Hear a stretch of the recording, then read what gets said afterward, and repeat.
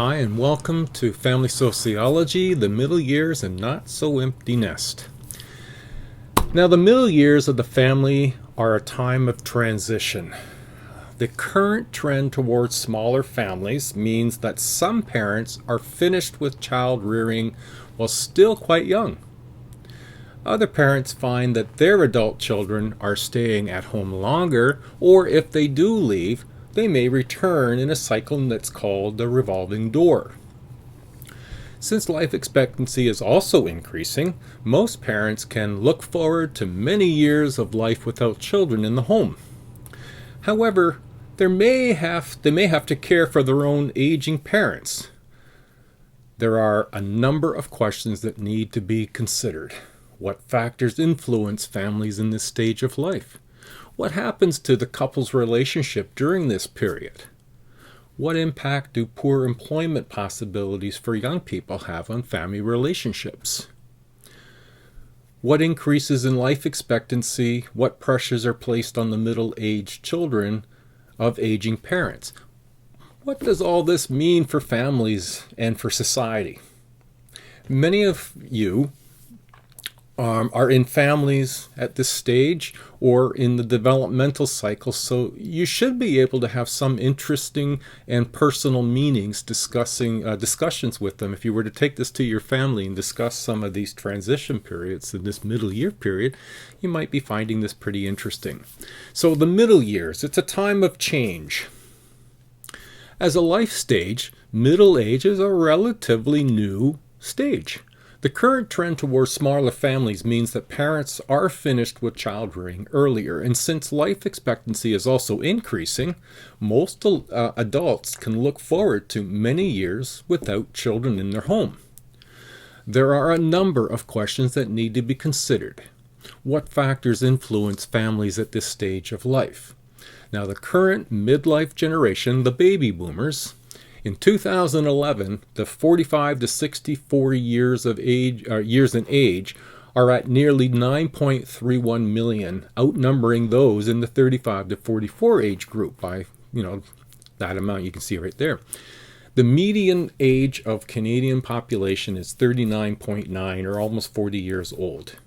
It's expected to rise to about 44 as baby boomers age. The baby boom cohort, that is the group of people known as the baby boom, had a profound effect on the Canadian society. Never before have so many been so close to retirement at the same time. Now we can consider also adolescence in this middle family period. Middle family years also is a time for change for children.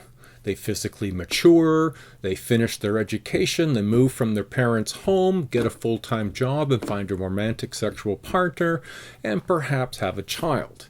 This period is often a time of bickering and disagreements over many things, chores, use of car, curfews, and such. It's also a time, if exploring the age-old question, who am I?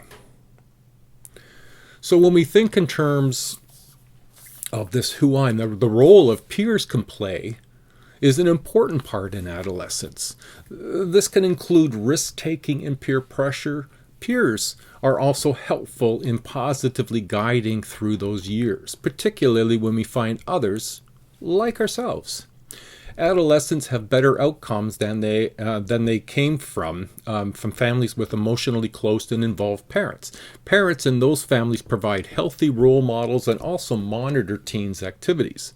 With positive communication and supportive relationships, compromises can be worked out. Now, if parents react badly or accusatory to children's disclosure, a vicious cycle can be set. Young person becomes more secretive and defiant. Parents become more suspicious and controlling. Erik Erikson and his psychosocial stages of development identified an important stage in establishing one's identity. Answering that question I posed earlier, who am I? We enter a time labeled as the identity crisis, and this is around 18 to 20 years of age. It's not sorting things out during this early period can lead to identity confusion. And Erickson addressed 4 identity status. Now we're going to review these. The first that we'll touch on is achievement. Having a strong sense of who you are and what you want. Focused and committed. Moratorium, getting focused, but you're not yet committed. A student that stays in school but keeps changing their major or their program. Foreclosure, the third one, being committed to an outcome but very little focus, following a path to be a doctor because doctors run in the family, but you do not really want to be a doctor. And then lastly is identity, diffusion. Little or no focus or commitment. Dropping out of school as a student and just because you have no interest. There are some terms that we can relate to with parents. One is the term helicopter parent. It relates to parents who are obsessively concerned about their children's safety and success. There are concerns for this approach, especially as children get older and enter college and university. There is also some support for this approach too, concerning the financial support and advice, and in regular contact and communication. In North America, no specific rites of passage is around to mark the start of adulthood, rather gradual shift from one status to another. It begins in adolescence. Researchers are now suggesting that there's a stage after adolescence, which they'll call emerging adulthood. Emerging adulthood roughly spans 18 to 25 or even a little bit later, and it's a period of relative freedom and a time of many possibilities. Identified as a new developmental stage between adolescence and young adulthood, scripts laying out the life course are no longer standardized. Because we're getting older, the stages are stretching out, and maybe we're fitting in more developmental stages as we have aged. So we're going to visit Erik Erikson and his psychosocial development stages again, and we're moving from adolescence to young adult to about that age 35, and then we're going to move to middle adulthood. Since we have been staying in school longer and staying in our family homes longer and starting families later, therefore we're all tending to make more time making our way through adulthood. There are 5 features that separate emerging adulthood from other stages. Identity exploration, it's the age of instability, self-focused period, an age of feeling in between, and an age of possibilities. The parent generation at the midlife middle years have now joined child rearing as the longest stage in life. The midlife group is diverse, including first-time parents as well as great-grandparents.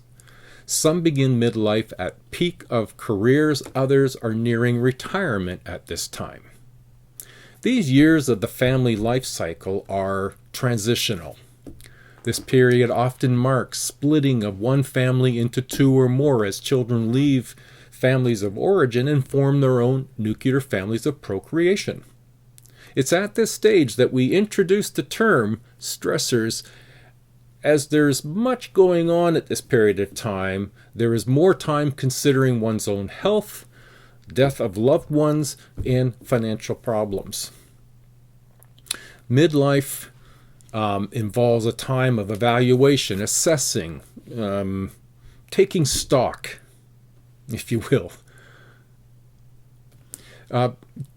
During midlife, individuals typically consider whether their lives, especially work and family lives, have been fulfilling. Midlife occurs when children are transitioning to independence and parents are nearing retirement. There's a term that we coin around this period of time, a generativity, a focus on one's legacy. Erik Erikson stated that the key issues in middle age is having children and passing on something of value to a younger generation. Generativity takes various forms: mentoring a relative or a younger person, creation of artistic works, working to better the community through advocacy, commitment to family and leisure time to transmit family history and values. As men and women's social roles become more similar, women will experience routes to generativity more closely resembling men's. In the past, most research focused on men's experiences. Career and public life seem to be most important forms of generativity. Assumed women experience generativity through less esteemed functions of having and raising children. Midlife crisis involves extreme strains as a person reevaluates his or her life in the middle age of their life. Quite rare, rather. Most adults enter a quest of meaning in life. It is a midlife we get some sense of how our career goals are going. Are they still achievable? What can be done to alter things in order to achieve them? Any changes needed? New goals might be established during this period of one's life. Consider some of the representations of early middle age are represented in some of the movies that you might have seen. This is 40 and Date Night. What are the representations of the elderly and are represented in those movies for the film? Things like Bucket List. It's at this time that the spirit of work for many is achieved. This is the profound feelings of well-being, and the work that we do contributes to others and our community in some meaningful manner. We're striving for a sort of perfection, transcendence. The spirit of work is something we strive for in many ways. We don't only focus on ourselves, but our careers at this time. We also evaluate our close relationships. We're reflecting on our relationships with our children, our parents, grandchildren, partner, siblings. Strong social relationships are important during this period. Intimate partners and sexuality is another not always thought of or considered as we're getting older, but it becomes and is very important to many couples. Intimate partners and sexuality, couples who stay together may have to renegotiate some aspects of their relationship as they adjust to the childlessness household. Couples often shift towards greater androgyny or balance between masculine and feminine. Middle-aged parents with teens at home are more likely to be depressed than those with older children. Many couples report more satisfaction in their marriage in midlife. Their sexual relationship of couples may change. For some, that interest in sex increases, and for others, that interest drops off through boredom. Some accept stereotypes that older people are just asexual beings. Aging and sexuality experienced differently by sex in North America. Men's sexual attractiveness is linked to success and other increases in age, often increases with age, Women's link is more to youthful and physical attractiveness and tends to decline with age.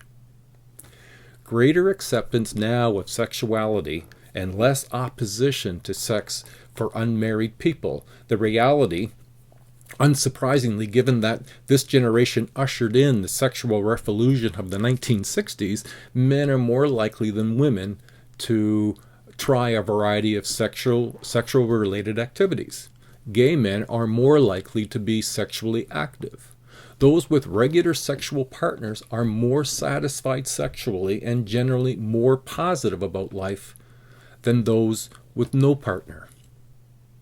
When adults over 50 look for new partner, they increasingly turn to the internet dating sites, fastest growing group of clientele. Men want committed relationships, women look for companionship without prospects of heavy caregiving. Both sexes stress their youthfulness, either in appearance or in activities. Now, homemaker mothers are sometimes described as suffering the empty nest syndrome. Depression and sense of uselessness when the last child leaves the home. In fact, the empty nest often brings couples increased happiness and marital satisfaction. Middle-aged people experience a sense of confidence and competence, particularly in their jobs. The not-so-empty nest, check out the figure 7.3, the transition to independent living is occurring later and taking longer. more people in full-time post-secondary education than was the case in the mid-70s.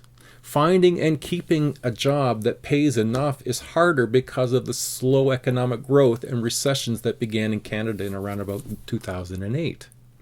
Living with parents increasingly is acceptable, and as such, two terms have been coined as the result: the boomerang kids, children who return to the parents' home after moving out, and, as mentioned earlier, the revolving door, young people repeated moving in and out of their parents' home. Between 1981 and 2011, the number of unattached young adults aged 20 to 24 who continued to live with their parents increased from 41.5 to 59%. Among those ages 25 to 29, an increase from 11.3 to 25.2. More men than women likely to be living at home. Living with parents is increasingly acceptable, but does produce stresses. Practical issues arise, adjusting of roles, since old parent-child ones may not be appropriate anymore. Privacy for parents and children. The use of the family car, family rules and regulations, sharing expenses, the use of home for parties and other forms of socializing. Parents feel the need to maintain control of their home. Adult children have a need to control their own lives. In some instances, midlife children return to their parents' home, usually as a result of employment loss. Relationship breakups. Both child and grandchildren may move in. Grandparents faced with renewed childcare responsibilities to allow adult children to enter the workforce. Now we can touch on some issues of caregiving then, because this becomes important. Caring for our elderly has always been a family responsibility. Our Canadian population is and has been growing older as the baby boomers age. In greater numbers, just over 8 million Canadians have been caring for family members in 2012. This caring is predominantly given to parents, in-laws, children, and grandparents. Women, a little more than men, provide this care, and with women providing 20 hours per week to caregiving. Caregiving can include household tasks, meal preparation and cleaning, getting the cared for to and from appointments. It can be expected, and it's a toll is taken from the caregivers. The stress, the worry, the anxiety associated with the extra load, the financial stressors. Many in need of care prefer family supports rather than institutional supports, assuming that the family will be better. For the caregiver, balancing all the demands, one's own job, their own family needs, as well as those of the individual in need of care, it's overwhelming at times. However, caregiving can be rewarding as well. This leads into what is known as the sandwich generation. The sandwich generation is middle-aged adults who experience the stress of continuing the dependency of their children and increasing disability of their parents. In 2012, about 28% of caregivers could be considered part of the sandwich generation. Some of the factors that influence this: parents are now older and they have children in family size, and their children in family size have decreased, thus fewer helpers are available. Older children living at home longer. Fastest growing group in Canada is the elderly. Limited community and social services supports. The burden of caring for elderly parent tends to fall on women. In contrast to earlier generations, many of these women have jobs. Caring for both children and elderly relatives can be stressful, especially for those with several children or those looking after more than one older person. The social time clock enters here. In our society, many aspects of life are governed by age. The ability to vote, drive, drink alcohol are all age-driven. Distinctions between life periods have become blurred. For example, when middle or old age begins, it varies. Yet people are more likely to experience a crisis in life events during this off time, because there's still a social script and we're still expected to follow patterns of behavior. So we'll see what the impact is as we get even older and in towards our sunset years. And that will be our next chapter. So I did this in one, not two. If I said that at the beginning, I don't remember. Bye now.